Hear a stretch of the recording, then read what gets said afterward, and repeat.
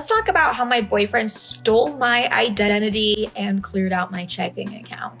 This story is so embarrassing, and I've actually never told it because I have felt ashamed that I could even let something like this happen to me. How did I miss all the signs? I don't know. Let's get into it. So this was when I was in college about 10 years ago. I was a struggling broke art student working at Lucky Brand Jean Company.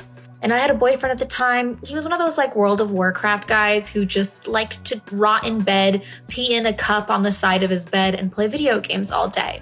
And me, I was the breadwinner. Even though I was a student in college, was working my butt off, paying the rent, paying for the groceries, paying for everything.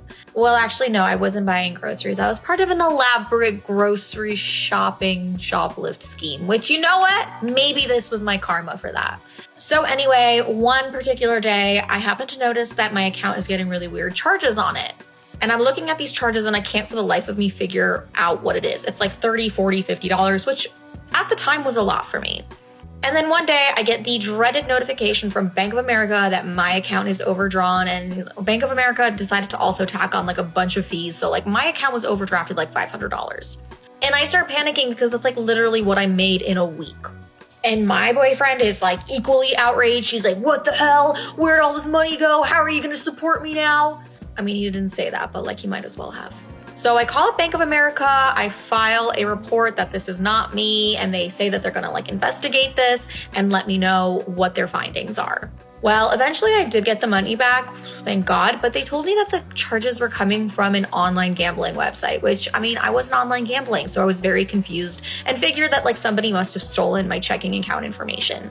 So a month goes by and me and my boyfriend are on the Upper West Side hanging out at McDonald's, about to go get a lovely romantic dinner, of course, on me.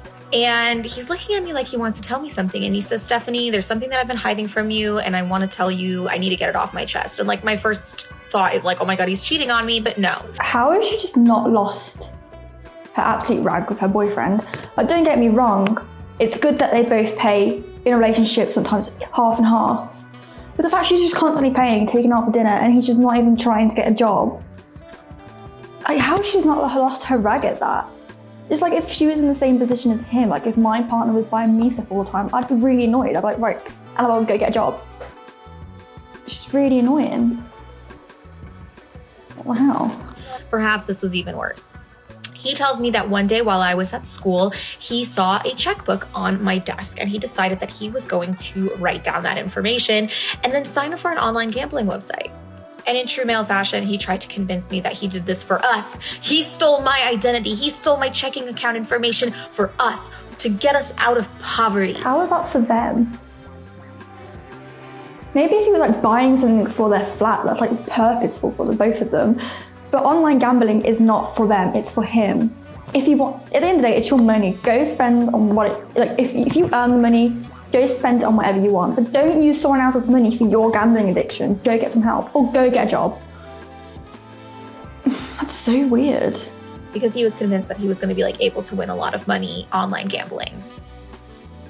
But clearly he didn't. So let this be a lesson for you ladies. It's better to date for money than to date someone who's going to steal your identity.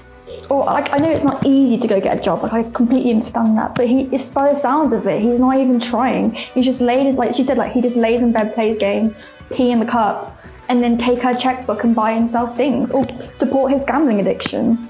And she's a college student, so she's gambling, like she's balancing 40 plus hours of study on the side of that, a part-time job that's probably led into like full-time work. God, I'm so glad she's got rid of him, because that's awful.